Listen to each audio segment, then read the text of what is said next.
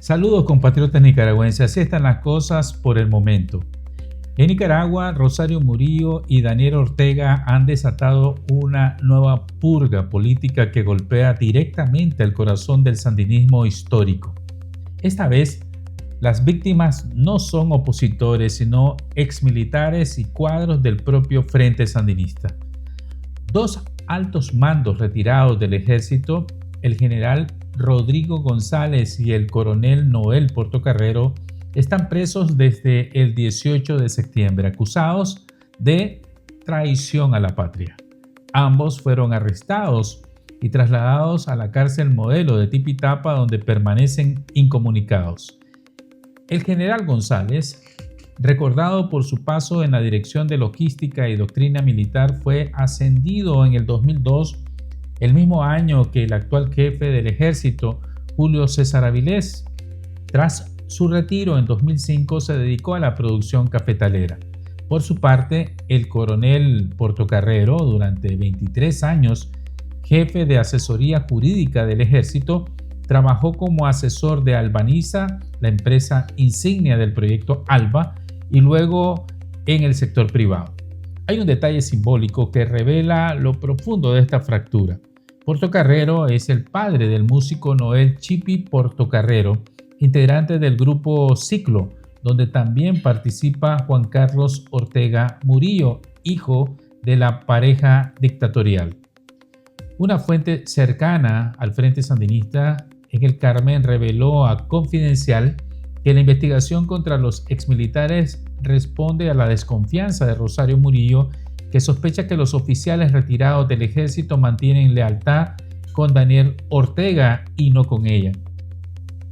En otras palabras, Murillo no solo purga a los opositores, sino que ahora limpia su propio entorno, eliminando a cualquiera que no la reconozca como la verdadera dueña del poder. Esta operación de decapitación política refuerza su control personal y deja en evidencia las tensiones dentro del régimen.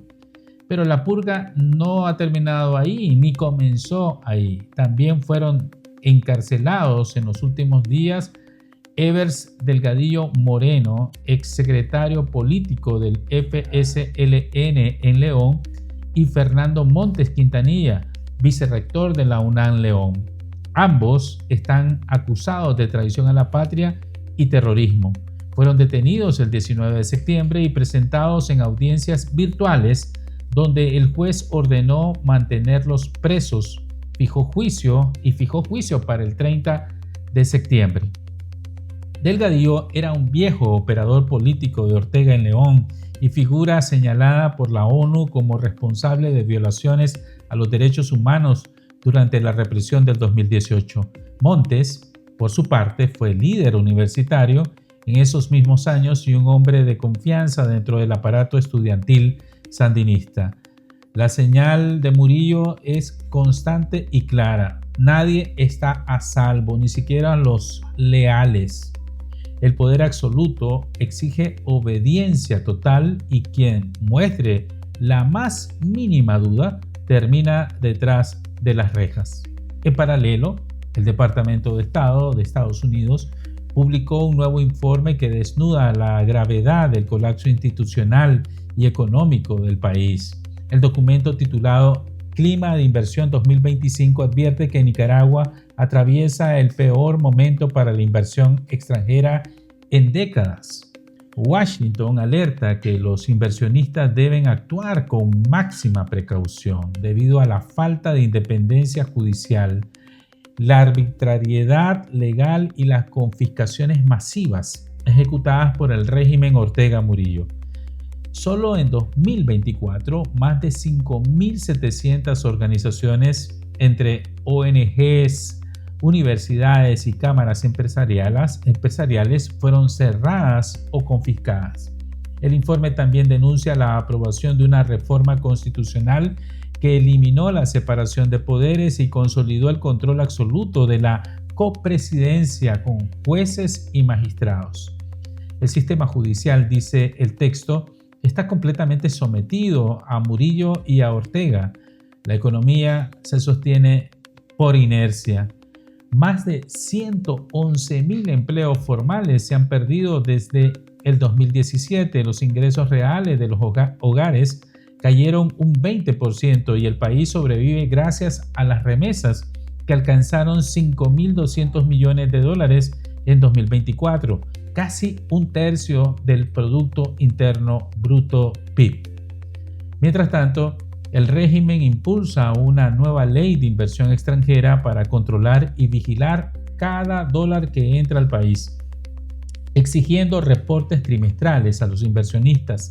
En la práctica, es una camisa de fuerza económica que ahuyenta el capital privado y acelera el aislamiento internacional. En resumen, Rosario Murillo avanza consolidando su poder a través del miedo, mientras destruye los últimos vestigios del sandinismo original. El país se hunde entre juicios políticos, represión interna y un colapso institucional total.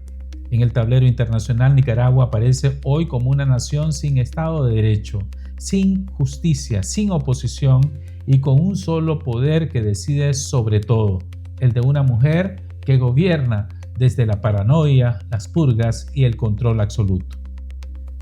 En América Latina se sienten muchos movimientos entre dictaduras que se endurecen, juventudes que despiertan, economías que no despegan y gobiernos que buscan oxígeno político. El continente vive un nuevo momento de alta tensión.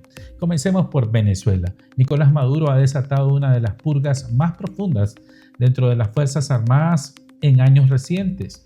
Más de 170 oficiales detenidos, entre ellos generales, coroneles y funcionarios civiles, fueron acusados de corrupción y narcotráfico, pero analistas señalan que detrás de esta limpieza hay algo más: el miedo del propio Maduro a un golpe desde adentro. Los arrestos han sido selectivos, apuntando a mandos medios y altos que tenían control sobre unidades estratégicas. Y esto ha generado un clima de terror interno, donde nadie confía en nadie. Al mismo tiempo, mientras reprime a su entorno, Maduro busca tender puentes hacia Estados Unidos. En las últimas semanas envió una carta directa al presidente Donald Trump, a Trump, pidiendo paz y defendiendo la continuidad de las operaciones petroleras de Chevron en Venezuela. Un mensaje cuidadosamente calculado. Maduro sabe que el petróleo es su tabla de salvación frente a Estados Unidos, pero Washington no se queda quieto. La Marina estadounidense hundió 4 embarcaciones vinculadas al narcotráfico en aguas del Caribe, dejando al menos 17 muertos. Un golpe quirúrgico que envía una señal pequeña pero clara: el control del Caribe ya no está en manos del chavismo. Así, Maduro juega un doble papel: purga a los suyos para asegurar el poder interno, mientras busca un acercamiento pragmático con el enemigo externo. Un equilibrio peligroso, porque mientras intenta recomponer la economía a través del petróleo, el malestar social sigue creciendo. Las cárceles se llenan de disidentes y el control militar se transforma en una bomba de tiempo. Su apuesta es sobrevivir, no gobernar, pero cada vez más voces dentro del chavismo y del ejército murmuran que el ciclo del madurismo podría estar acercándose a su fin. Pasamos ahora a Perú. La llamada Generación Z volvió a tomarse las calles. Miles de jóvenes encabezaron la tercera gran movilización nacional contra el gobierno de Dina Boluarte. El reclamo: fin de la corrupción, salarios dignos y respuesta ante el aumento del costo de la vida. Por primera vez, sindicatos y transportistas se unieron al movimiento juvenil, generando bloqueos de carreteras desde Lima hasta Cusco y Arequipa. El mensaje potente: los jóvenes ya no protestan por una causa aislada, sino por un cambio de modelo. Con una presidenta que apenas tiene un 3% de aprobación, el país entra en un ciclo de agitación que podría terminar en una crisis de gobernabilidad antes de las elecciones del 2026. En Argentina, el alivio financiero conseguido por Javier Milei con el apoyo de Estados Unidos, lógicamente no ha llegado al pueblo. El consumo cayó 10% desde inicios del año, la clase media se endeuda y crece la sensación de frustración. Milei intenta vender la narrativa de rescate histórico, pero si el dinero no se traduce en comida, transporte y vivienda, ese rescate puede volverse un boomerang político. Las elecciones legislativas del 26 de octubre serán su primer gran examen. Mientras tanto, en Chile entran en plena efervescencia electoral. La comunista Janet Jara lidera con un 30%, seguida de José Antonio Kast del Partido Republicano con 24% y Evelyn Matei con 14%. Todo apunta a una segunda vuelta el 14 de diciembre.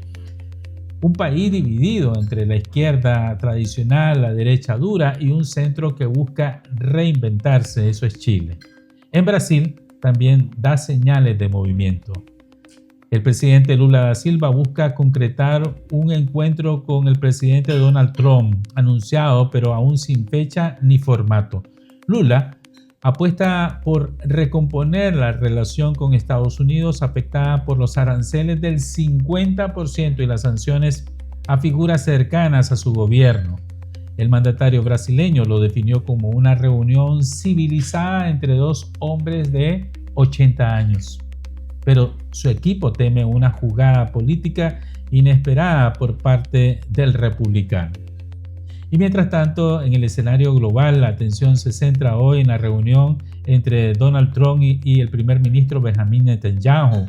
El primer ministro israelí enfrenta presiones de sus aliados ultraderechistas para mantener la ofensiva en Gaza y avanzar con la anexión de Cisjordania.